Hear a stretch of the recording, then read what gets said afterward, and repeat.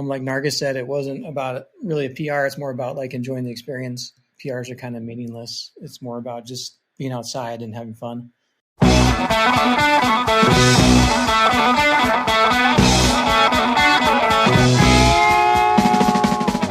to the Low Tide Boys, a Swimrun podcast. I'm Chip. And I'm Chris, and this is episode 174 of the show. We've got a great one for everyone this week. Joining us in Studio G are one of only 3 mixed teams from the U.S. heading to Stockholm in September for ÖTILLÖ, the Swimrun World Championship, formerly known as Team Dr. Evil and Dr. Strange. We have Nargus, Harounzadeh, and Ben Paxton. By the way, they're now called Rebrand. Team Därk Wäve. This was a Low Tide Boys exclusive. This was a super fun conversation, and we can't wait to share it with all of you. But first... Well, we're super stoked to announce that this episode is brought to you by and sponsored by dryrobe. Yes, you heard that right. Somebody is sponsoring the show, and we're here for it. So we wanted to introduce you to the brand new dryrobe Lite. The dryrobe Lite is the latest cutting-edge innovation from the maker of the original outdoor changing robe. Developed with high-performance eco-fabrics, the dryrobe Lite is a super lightweight and easily packable into its stuff sack that measures 15 inches or 38 centimeters, making it the perfect changing robe for exploring remote locations, swim runs, or for any athletes traveling to events where luggage space is at a premium, like a swim run. Makes sense. Such as a swim run. Absolutely. Plus, if you're familiar with the original dryrobe, this one is indeed light. It Way is. easier to pack and lovely. Very lovely. So one of the key features about this dryrobe Lite is its waterproof outer, which is made from 100% Reprieve recycled polyester. With dryrobe recently became a B Corp certified, the dryrobe Lite is actually made using a minimum of 37 recycled plastic bottles, which is pretty awesome. The dryrobe Lite is now available from dryrobe.com, link in the show notes. It's priced at £280 or $350 US. Go further with dryrobe Lite. Yeah. Now for the training update. Casco Bay is just 2 months away, and we're really looking forward to it and our upcoming training block as we dial everything in for the big day. I can't July. It'll be here before we know it, but I'm stoked. Yeah, it feels pretty far off, but also it will be here before we know it. Yes, and that means swimrun practices will be starting to make an appearance here pretty soon. Yeah, looking forward to it. It is May, after all. Yeah. So, on to this week's shout-out. Yeah, this week we're shouting out our newest patron on Patreon, Daniel K. from Sweden. Thank you so much for the support of our brand of super niche content. Really can't do it without you, and hope to meet you when we're in Sweden in September. Yeah. See you then, Daniel. Thanks again. Now for the wisdom nugget of the week. Whether you think you can or think you can't, you're right. Henry Ford. Yeah, keeping the theme going. It's all in your head. It is. If you really think you can't do it, well, guess what? You're not going to do it. So Absolutely. might as well be positive about stuff. Absolutely. I've been liking all these nuggets you've been pulling every Thanks. week, Chris. I've been liking them. Thank you. And it goes to show the wisdom could be from car makers or musicians. It doesn't matter. Wisdom's all over. Or like hippie former pro triathletes and stuff. Yeah, absolutely. Well, I'm going to keep it here for this week's Feats of Endurance. Take it away. Thanks, Chris. This week's winner is all of our Strava friends that raced Swimrun's Gorge de Verne this past weekend, including, but not limited to, Sabina, Alexis, Ansrid, Remy, and Jean-Louis. Congratulations on completing that awesome swim run. Swimrun Man puts on some really awesome looking events, and the stats were stout because I knew that because I'm in the Low Tide Boys Strava Club. So I just went to Strava, searched Low Tide Boys. I saw Sabina's race come through. I was like, woo! Yeah. Look at this spicy thing in here. First place women's team, 5th overall. Nice. Stout. Nice. She's and awesome. the weather looked amazing as well, so I threw a kudos to that. You could throw a kudos as well. Join us at Strava, Low Tide Boys, join Swim Runners for all the fun we do. Now, over to the news desk for This Week in Swimrun.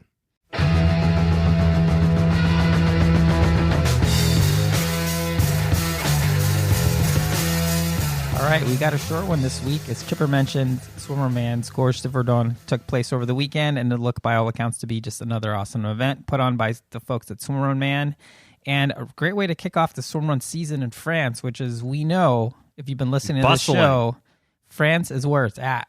It's happening in the French swimrun scene. Yeah, outside of Sweden, I would have to say France is just, right there in terms of enthusiasm, maybe close, maybe switching places with England back and forth. But yeah, really amazing stuff happening there. Now, do you want to score a free pair of brand new Vivo Barefoot Hydra ESC swimrun shoes? Yes. You've come to the right place, Chipper. Sweet. We've partnered up with swimrun.com and Vivo Barefoot to do a cool giveaway. All you have to do is post a picture or video of you going outside and being active, preferably doing swimrun things on Instagram, and tag at Vivo Barefoot, at swimrun.com, and at the Low Tide Boys for your chance to win. Folks have until May 31st to post and tag. Winners will be announced on June 1st. Ooh. Yeah. The multiple marquee entries aren't allowed, but, multiple activities. Yeah. So you have two things. You're going to do an activity, so you just get in the Strava group, then record a little video or something. You can win some of these really slick Vivo Barefoot Hydra ESC swimrun shoes. Yeah. They're cool. They're really cool. And there's a spoiler alert, future Gear Talk episode coming up imminently. Yeah, once you're on Instagram, check out the reels that Chris did, the Swimrun Quick Hits. He did a little preview of those shoes as well, so you can get all you need to know in 60 seconds. Yep. That's it for this week. Reach out to us if there's any swimrun news that you'd like for us to share on the show. Now for a little bit of show business. So this will serve as the final reminder that we are hosting a virtual Swimrun Lake James post-race meetup party hangout with the Low Tide Boys to get everyone's race report on how the day went. And, just chat swimrun, stuff we love doing. Yeah. So join us on Zoom, link in the description, and Facebook link in the description as well, on Sunday, May 7th at 6 p.m. Eastern, 3 p.m. Pacific, midnight Sweden, for a casual virtual meetup to chat about all things swimrun. We'll see you there. Hopefully our Zoom room can handle all the heat. I'm sure it'll you think be okay. It'll be okay? I think you're right. I mean, if that's the problem we have, then that would be great. Now, on to our chat with Team Därk Wäve. Yeah, so before we get into this, there's an Easter egg in the show notes somewhere, so go there and find it if you care about Easter eggs. We care about Easter eggs. It was so much fun to chat with Nargus and Ben. Their origin story is amazing, and their journey to ÖTILLÖ, the Swimrun World Championship, is just as amazing. In this conversation, we talked about how they met. Spoiler alert, it was on the internet. How, when they decided to put the World Championship on their sites, and how they're preparing for the big day in September. They are an easy team to root for, and we really look forward to seeing them and hanging out with them at races this year, not the least of which, in the bubble. The ÖTILLÖ bubble. ÖTILLÖ bubble. Labor Day weekend. Yeah. It was a great combo with Nargus and Ben. Yeah, super fun. I love how, I think they even admitted, they're like, if we just saw each other at a race, we never would have thought we could match up and be a great swimrun team. Mm-hmm. But because they had met through other means, the perfect swimrun bond was formed with this mixed team. Yeah, I mean, it's like we can always wax philosophical about swimrun, but it's like, it's these unlikely pairings that they turned, they became good friends. They're doing these amazing feats together. And one lives in New York City, the other one lives in Arizona, and they're making it work. So it's really, they share a love really for some deep cut techno music or some sort of dark wave music. Well, we're gonna wave our way right out of here, and we're gonna kick it over to our conversation with Nargus and Ben, Team Därk Wäve. Don't forget about the dryrobe Lite, available at dryrobe.com. It's very light and cozy. Pick up yours today.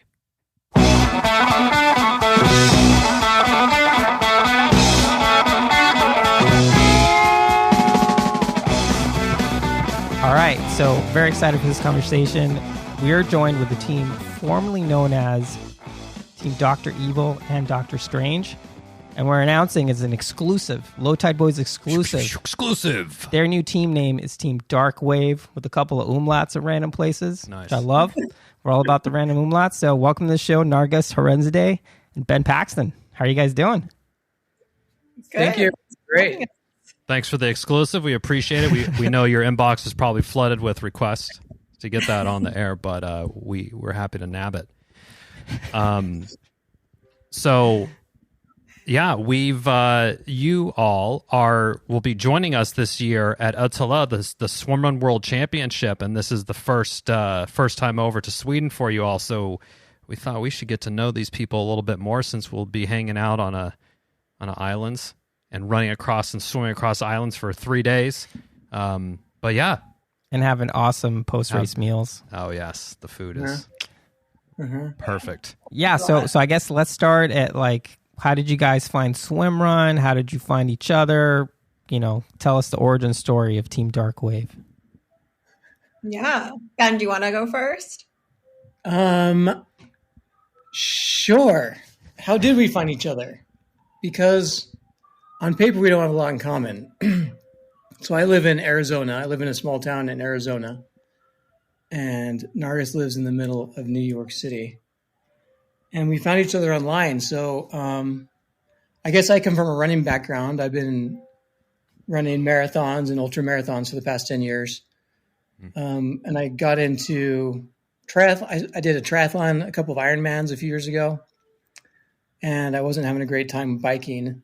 And I randomly read an article, I think in Outside Magazine, about this crazy sport of swim run. And it sounded really fun.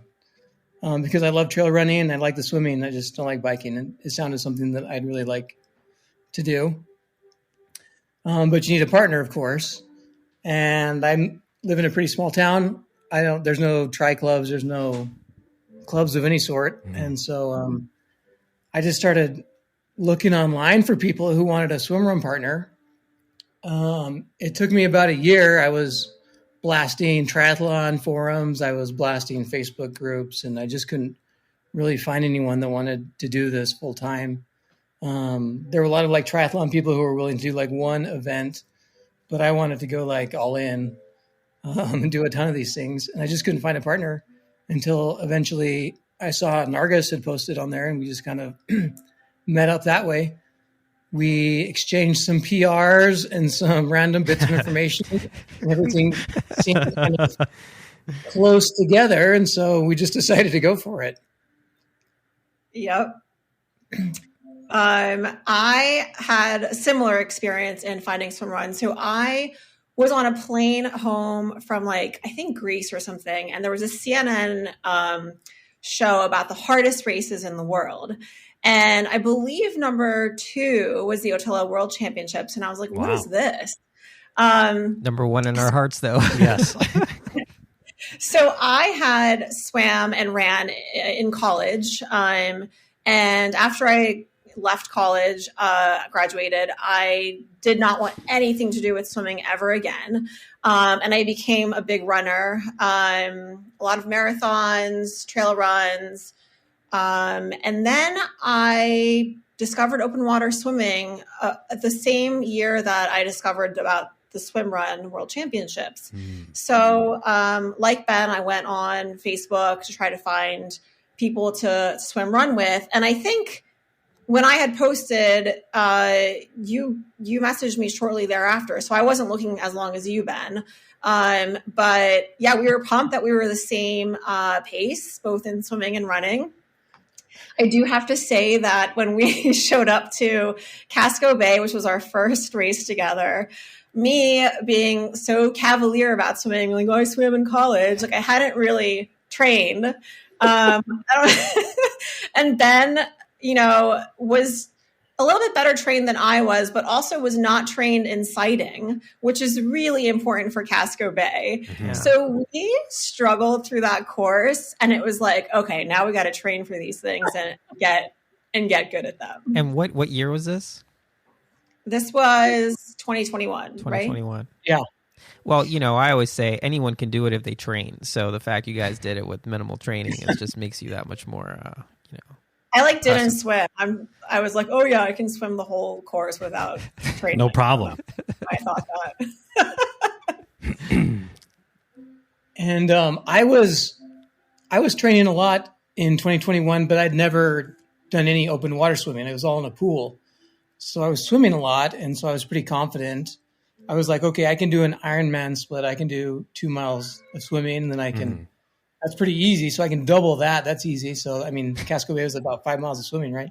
Something like that. This math everyone gets in trouble with is like, oh yeah, I can do this and then just times 2 and then do it on the run and divide. It's like, and then at the end, it's like, well, hold on. I think my math, I missed something. I missed something somewhere. Yeah. But the problem was, I just couldn't open water swim. I couldn't sight. We spent a lot of time in the water swimming around in circles, it seemed like. So yeah, that was a tough race for us, but yeah. But despite that, it seems like, so you do this race, you're like, hey, we were swimming in circles, but we had a good time. Was the World Championship already on your radar then? Yeah, we talked about it during that race. I remember. Wow. Yeah, I remember. Must have been going well on the runs then, I take it. Must have been going real good on the runs. Runs. We watched those runs. Like, this is great. How about the World Championship? Get out of the water. You're like, let's think about it a little bit. There was a 4 mile run leg, and I remember talking about it on that leg because it was a nice long run segment. We were in the zone. Yeah. Having this conversation. I remember talking about Nargus seeing the CNN show about the world's toughest race. I remember talking to her about it sounded really cool to do the World Championship. Yeah, because remember, this was like the first time that we were talking to each other was during the race. Right, in person, yeah. We met the day before the race, a packet pickup. We never met each other before. Wow. Yeah, so we got to know each other on race day. Yeah. Let me ask you, so if that was your first swim run experience and you all sort of came from this place of like seeking out something new that wasn't exactly what you had been doing before, how did swim run check off to you guys when you would when did you be like, oh man, this is it, I love it? Or how did it feel those first couple transitions or first run and swim?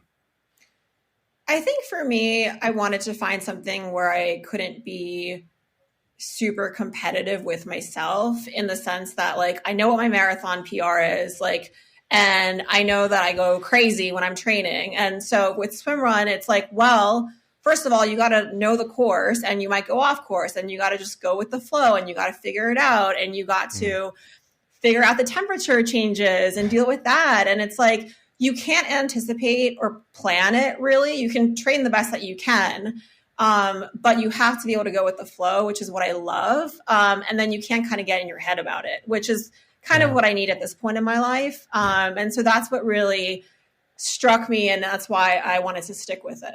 You know, it's funny you mention it like that because I think about it, you know, very similar. It's like, you know, swim run forces you to, I'm the same way. I know my PRs, all this stuff, right? Like there was a period in my life when that was really important to me.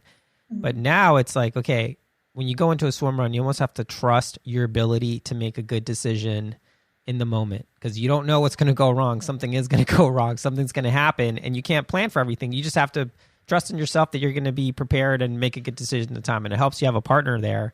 But I totally get like, you know, that's one of the things that draws me to it as well, Nargus. Yeah. And I think that's why Ben and I got along so well was because, you know, we shared that quality and like Ben was able to really just roll with the punches and adapt. And I remember, Ben, didn't your pool buoy break or something at one point in Casco? Yeah, a couple times. Hopefully it wasn't off our video recommendation, I hope.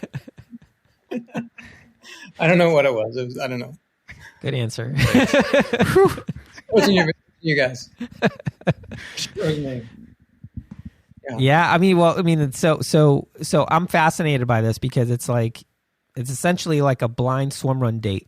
Right? You're showing up, you're doing this thing, and it isn't like, hey, let's just go grab a cup of coffee, and if this works out, then we'll go get a drink or dinner, right? This is like, okay, we're committing to 3.5 to 6.5, however long it took you guys to do this thing, and be like, hey, we got to get from A to B. And if I think if there's anything that's a way to get past a lot of these little initial first date hurdles would be to do an adventure like this where you're tethered together, or maybe you weren't tethered, but where you're spending this much time together with a teammate and you're getting to know each other. You're putting your best foot forward because you both want to have a good time and everything.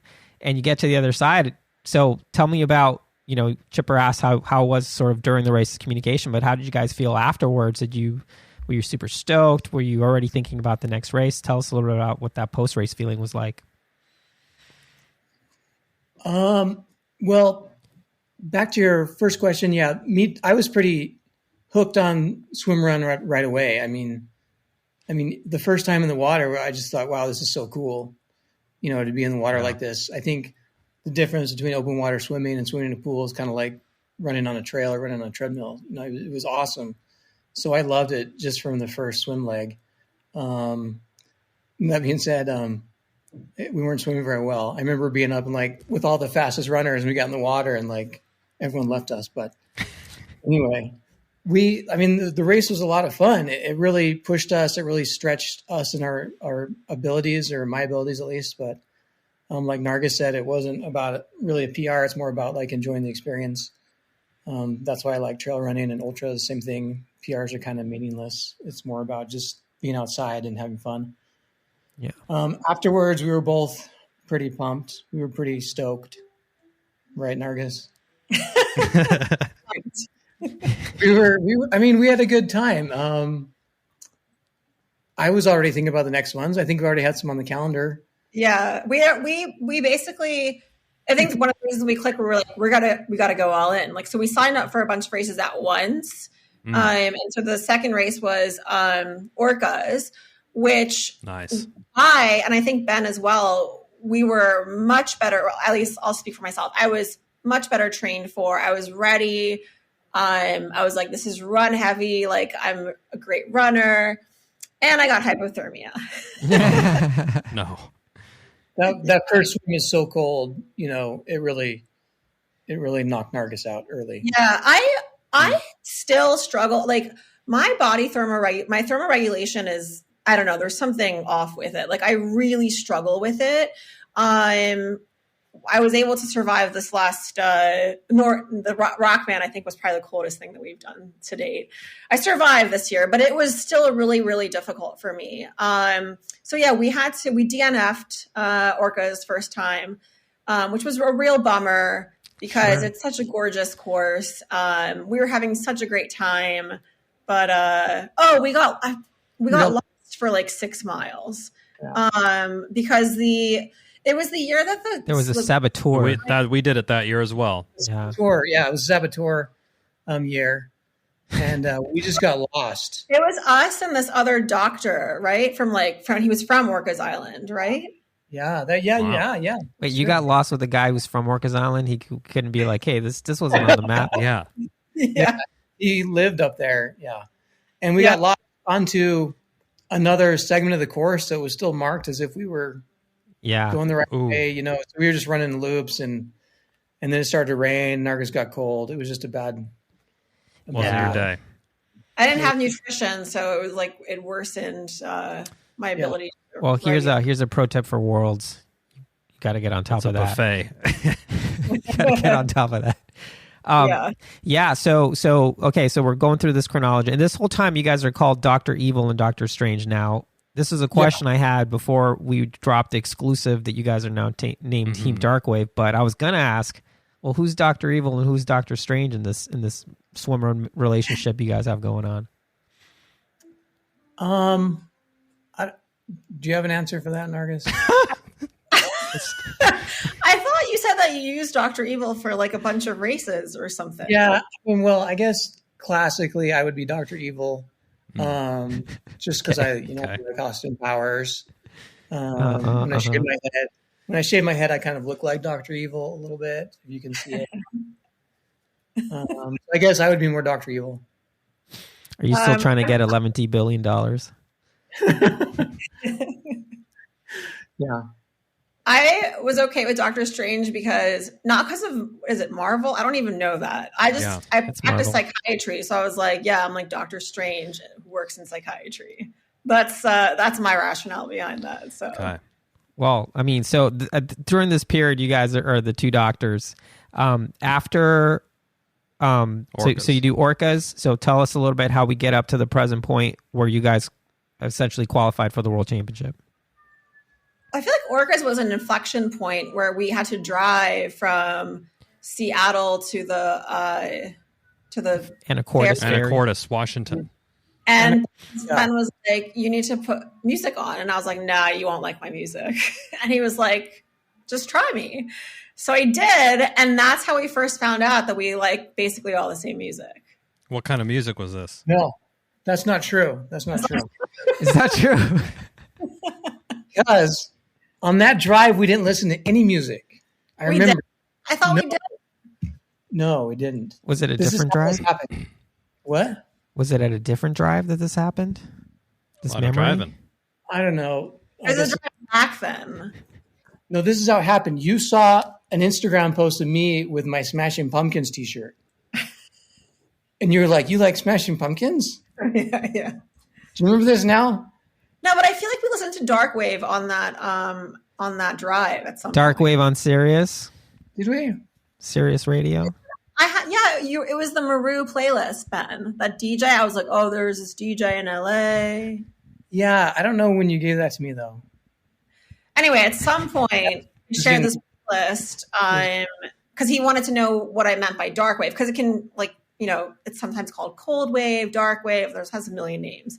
So, and then we realized we liked the same, like, grunge bands, like Smashing Pumpkins, Depeche Mode, which is not grunge, who Ben just saw, and I'm going to see this Friday. It's We from a just certain randomly- era. From a certain We era. randomly like all the same music, which is very strange.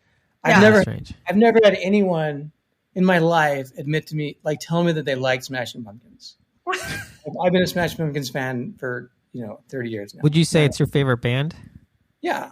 Of Interesting. Oh, I always find a friend of mine, his favorite band is Guns N' Roses, and I'm always like, huh, really? Guns N' Roses? Like, they're pretty good big. songs, but that's like that's the top, that's your Mount Everest? dude, Appetite for Destruction is a great album. It is. But yeah, I mean, I like Smashing Pumpkins for sure. I mean, I was in high school when all that stuff was happening, so, Yeah, of course. But anyway, yeah, interesting.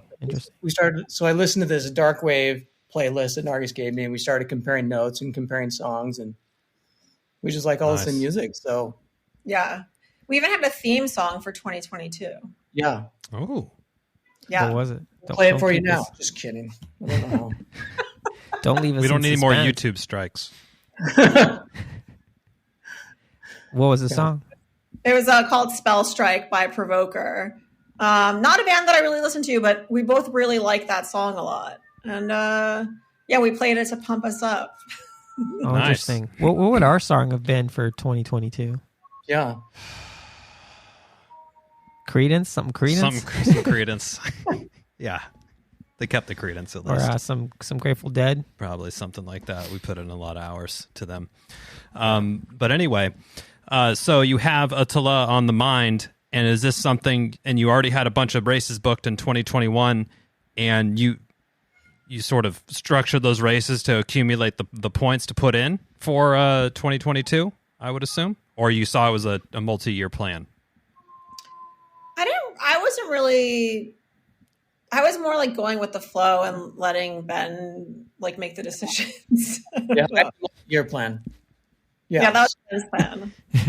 Nice. We did Casco, we did Orcas, we did Swimrun North Carolina, which Nargus didn't do, and I had to find a partner for. And then in 2022, we did Casco, Orcas, the same ones: Casco, Orcas, Rockman, Yep. Nice. Casco, Plenty of points. Casco, Rockman, Orcas, and Swimrun North Carolina. Flush with points now. Yeah, So- and then we get all. So tell us about Rockman, because there's a bunch of teams from the U.S. going out there this year. We're not. Not the Low Tide Boys, unfortunately. We got our own problems. 4,000 steps is not one of them. But yeah, tell us about how that experience was. I mean, so I mean, I'm assuming it's very similar to what you'll experience at Worlds, traveling to a foreign country, doing all these things. How did that race go for you guys? I am terrible at ankle stability, and I held Ben back a lot on that race because I just like the descents killed me. I just couldn't. I don't know, and I think I didn't sleep at all the night before because like my jet lag was bad, and so I think I was extra kind of out of it. So I felt really bad for Ben, and I told him that 1,000 times. But we. Like the swims were gorgeous. It was so funny because I'm a runner and like I was looking forward to the swims because the running on the rocks was so hard for me. But I also probably was wearing the wrong shoes for that specific course. So yeah. No, it was fantastic. It was amazing. So I have a confession to make, and that is that I did the World Championship course in 2021. I didn't qualify for it, but all of my activities trying to find partners, I found this random guy who his partner dropped out or something. He's like, "Oh, do you want to do it with me?" So I did it in 2021.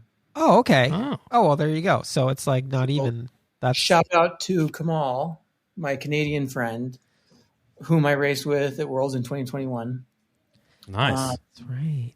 I held him back in the water. That's another story. But I think the Rockmans are harder race than Worlds, just because it's hard. It's hard. It's a lot of really, really technical running. It's very rocky. There's a lot of elevation. It's very, very hard. But at the same time, it's so unbelievably gorgeous.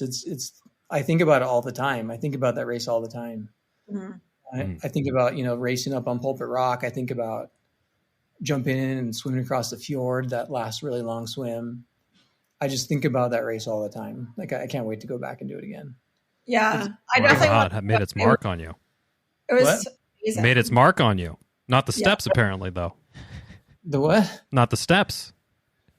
The steps. That's probably, I feel like they would have been the easiest part of the course, honestly. Interesting. Okay. So ridiculous. There were some descents where I was like, is he kidding me with this? Like, what? And then my favorite thing about the course is the whole ethos behind it. The race director, story. we were asking him where are the aid stations, or I don't know. I asked something about fueling, and he was like, Rockman doesn't need fuel. Yeah. And I was like, oh, is he serious? That's a Thor answer for you. Thor was awesome. Yeah. Thor, who listens to the show, he keeps, he's a friend of the show for sure. He keeps trying to compete with us. He's like, oh, I'm going to beat you at Worlds. We're like, all right, dude. and then we happened to finish in front of him, and he's like, I'll get you next year. We're like, why? Why are we talking about this? Yeah, he was so fun. Awesome. His whole personality and everything about the race, the briefing, all of it. Yeah. I remember asking him about the aid stations, like where's water? Like where are the aid stations? He's like, well, if you're thirsty, just grab some water, in the forest. And I was like, what are you talking about? But it was true. There was water flowing everywhere. If you needed a drink, you could just get it. It was just it was an amazing race. Yeah. Nice. So, okay. So now let's talk about the World Championship 2023, ÖTILLÖ, the Swimrun World Championship. Always make sure when you refer to it, you have the in there. We've been corrected.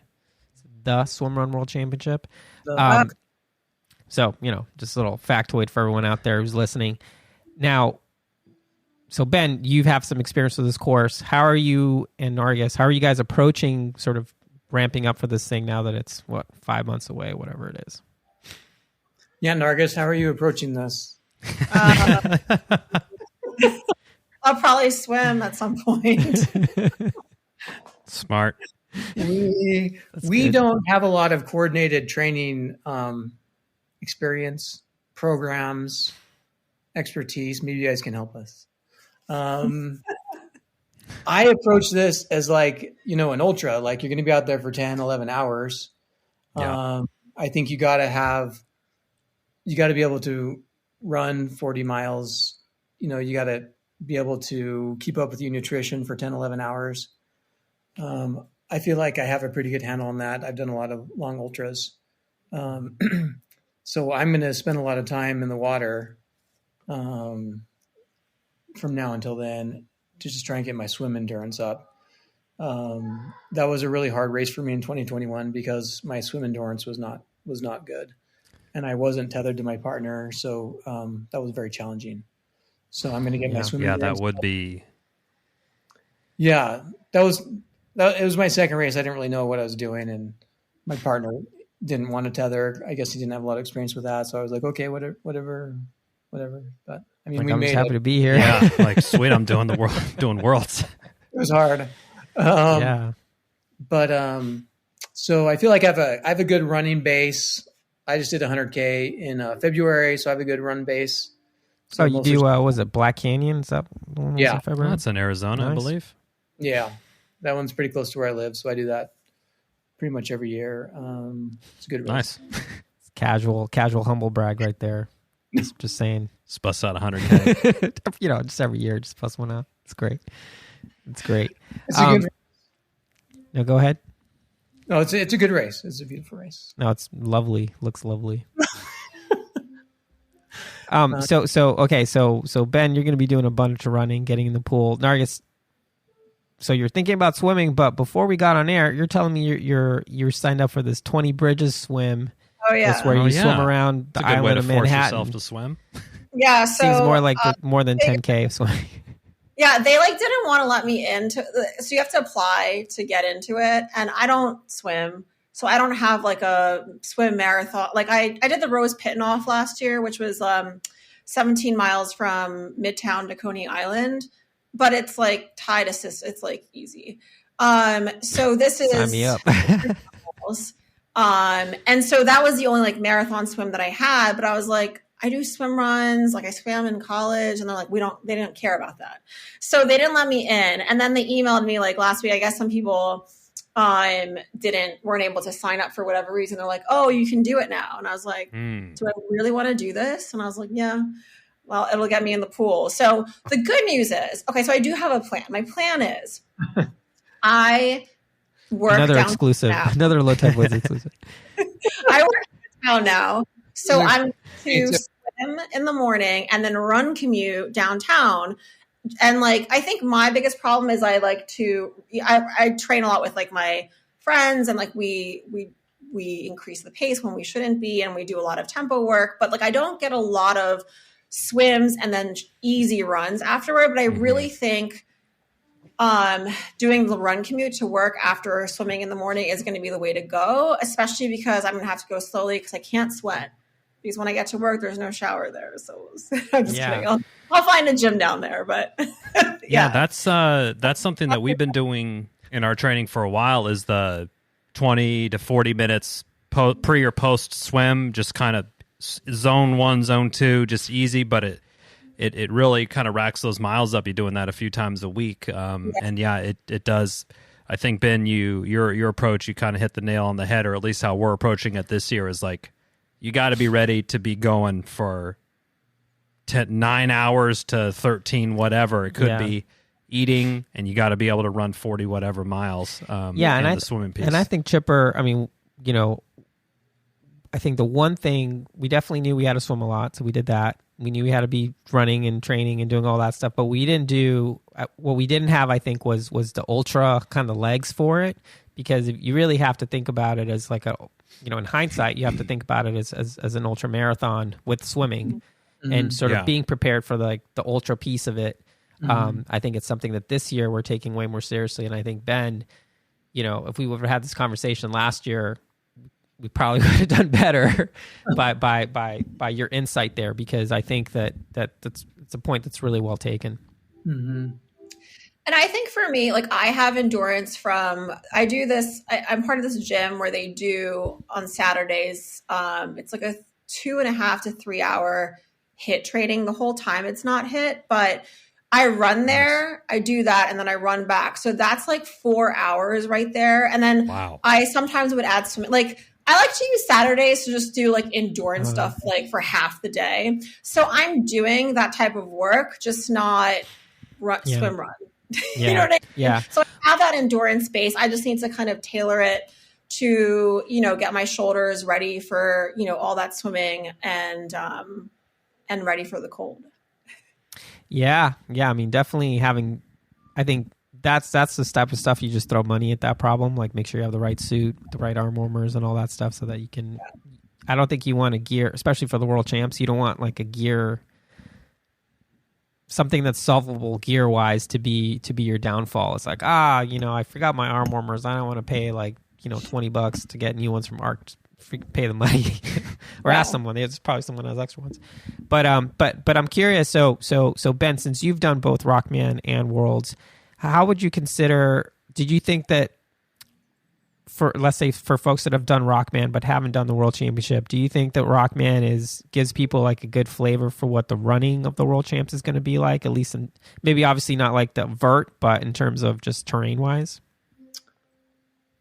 No, I mean, it's totally different. I think the Rockman is much harder. I think it's much more technical. I don't remember a lot about the Worlds 2 years ago. I know that there are some very technical parts in the early islands, but a lot of it is just running on, forest roads. Some of it's on a street on that big 12-mile segment. Yeah. So there are some technical areas, but I think overall Rockman is much, much more technical. There are some areas that are just pure sharp rock scree. There are some hard sections in the Rockman course. Love it. And look at the finishing times. I mean, it's only like 25 miles of running, but the finishing times are, 8, 9, 10, 11 hours in Rockmans. Yeah. So, I mean, that shows you how hard it is. And there's much more vert in the Rockman too. So I think Rockman's a good preparation for anything, including Worlds. Right. Yeah. Gotcha. Nice. So this year, you guys are doing Casco, I'm assuming, as a tune-up race for Worlds? Maybe. Well, we could have another exclusive here if we can sort it out. I'm signing individually for now, hoping that Ben does it so I don't have to do it individually, because also Ben's navigation skills are way better than mine. So I'm going to have to step it up if he doesn't do it. And like, I don't know, maybe I'll find someone to just stick with them and hope that they navigate the course appropriately. Okay, probably. This is a lot of pressure now. This is a lot of pressure. Yeah, you're on the air, dude. Yeah. Yeah, we'll probably do it. Well, Get you that, Ben. we'll have a follow-up. We'll provide some follow-up reporting if it's happening, or you can just check the starts list if you're so inclined. We're super stoked that you guys are doing Worlds. The sport is super small in the U.S., so we love the fact that you guys kind of took this on as something you wanted to achieve, and you're on your way there. So it's going to be an awesome experience. Guarantee it. No matter what happens, it's going to be an awesome experience. And looking forward to hanging out over there. We can meet up for some fika. Yeah. Basically every day. It's all times a day. Multiple times a day down for Tipper's coffee always and down. some pastry. And then it's going to be amazing. So congrats on qualifying, number one. Thank you for coming on the show, and best of luck in training and staying healthy till September, through September, forever. Just stay healthy. Yeah. Just be healthy. Yeah. Thank you so much. Yeah, of thanks course. for having us. Sounds like we'll see you at Casco. Right, Ben? Dun, dun, dun, Right, Ben? All right. Cheers. All right. Thanks, guys. That's it for this week's episode. Thanks so much for listening to the show. Make sure to subscribe wherever you listen to podcasts and leave a rating or review, since that's the best way to help other people discover the show and the sport of swim run. Check out our website, lowtideboys.com. That's boys with a Z, for swim run resources, including gear guides, tips, how-to videos, and so much more. Make sure to check out our meme page at The Low Tide Boys on Instagram. If you have any questions or suggestions for the show, Send us a DM or email us at lowtideboys@gmail.com. We'd like to thank Riding Easy Records for our show music, and of course our wives for their support and tolerance of our swim run and other activities. Lots of activities. Lots of activities. Finally, you can support our efforts on Patreon. Until next time, get out there and go for a swim. Then a run. And then a swim. Then another run. Then another swim. Then run some more. Just keep going. Let's go. And then stop at some point because, And fuel. Don't forget to fuel. Gotta fuel Of too. course, yes.